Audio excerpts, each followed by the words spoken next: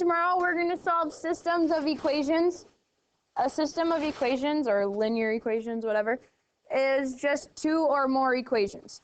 This year you're only solving systems of two equations, which means you have two variables, an x and a y. Next year you'll solve them of three variables, an x, a y, and a z. Okay? But you're still using the same method, no matter how many equations you have. Today we're doing substitution. Tomorrow we're going to do elimination.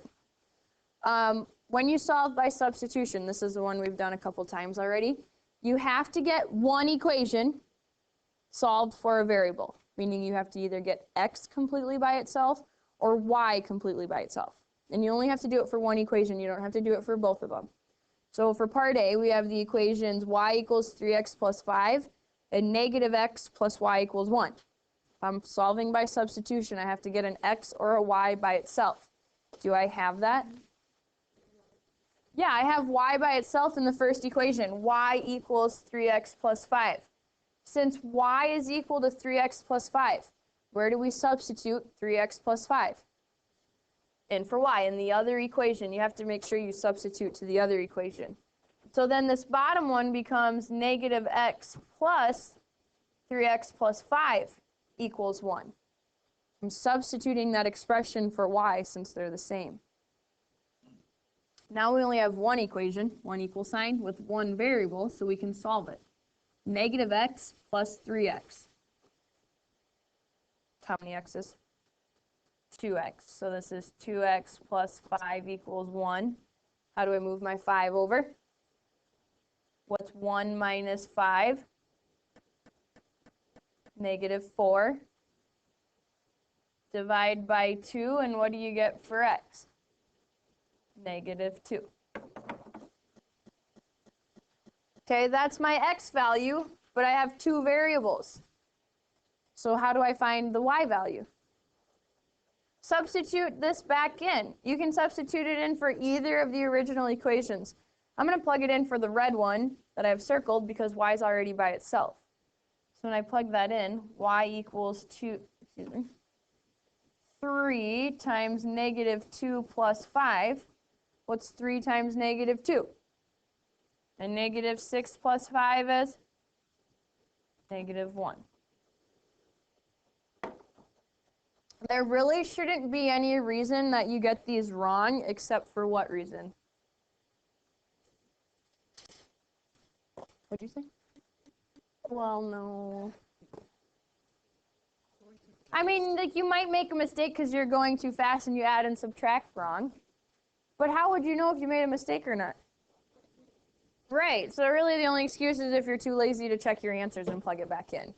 I mean, you might make a mistake, but you would know for sure if you plug it back in. It doesn't take that long. If I plug x and y in here, it's negative x plus y. So negative 2 plus y, negative 1.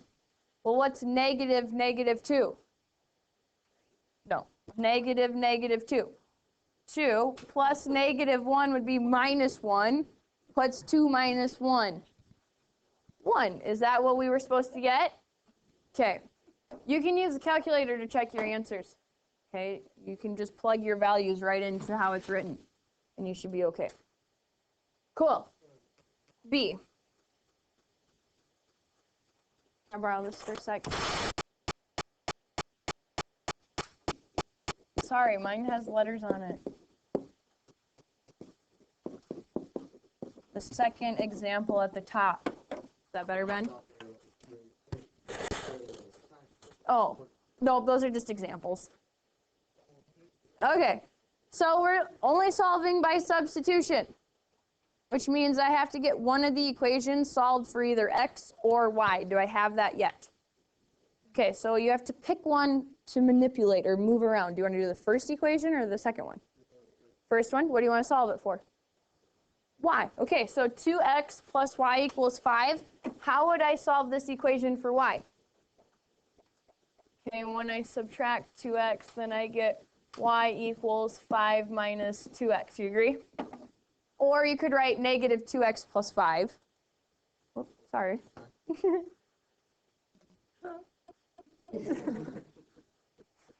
So if y equals 5 minus 2x, Where can I substitute this 5 minus 2x?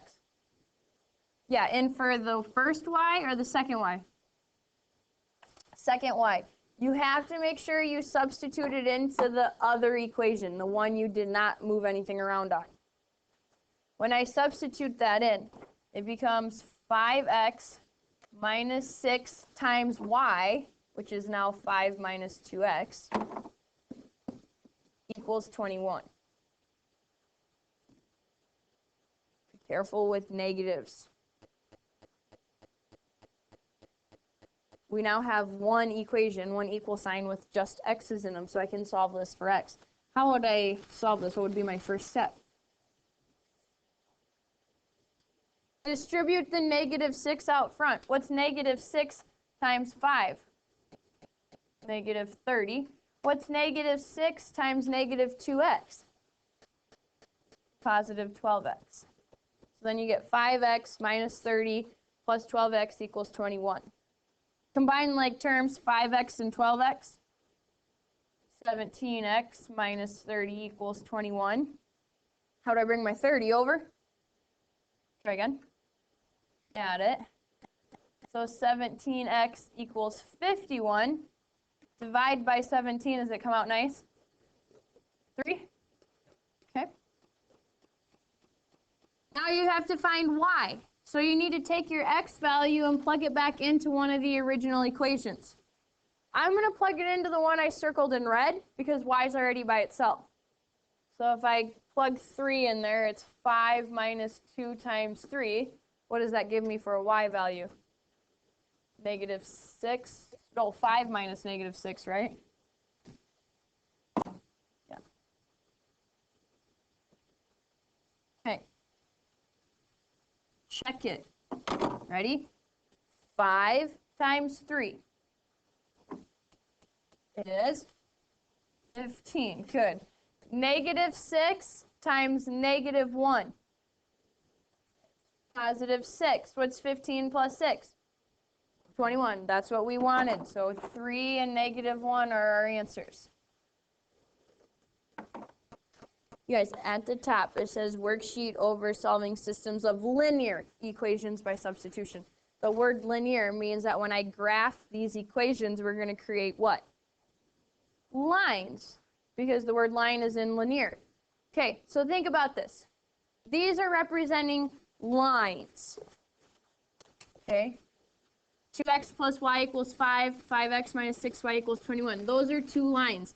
The solution that we found, 3, negative 1, that's where they intersect on the graph. These two lines will cross at the point 3, negative 1.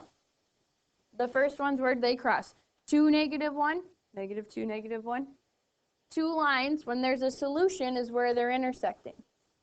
Sometimes when you're solving these, you'll get like negative 6x plus 6x minus 8 equals 12. So I've got one equation, one variable. Negative 6x plus 6x, what happens there? They cancel out, and then we're left with negative 8 equals 12. Is that a true statement? No, negative 8 can never equal positive 12. So here, we would have no solutions, which means these lines are never going to intersect. So what kind of lines would they be then? Louder. Parallel lines. So sometimes you have no solutions, which means you have parallel lines. They're never going to intersect each other. Other times, you get something like this.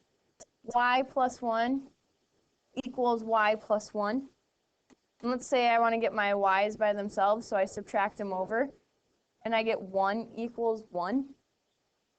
Is that a true statement? Does 1 equal 1? Always? Okay. That means this is all solutions. And remember, a solution is where they intersect. So if they never intersect, they're parallel. If they're always going to intersect, what can you tell me about those two lines? They're exactly the same line. They have every point in common. So today on your homework, you'll have some that are no solutions, and you'll have some that are all solutions. Okay? Sarah.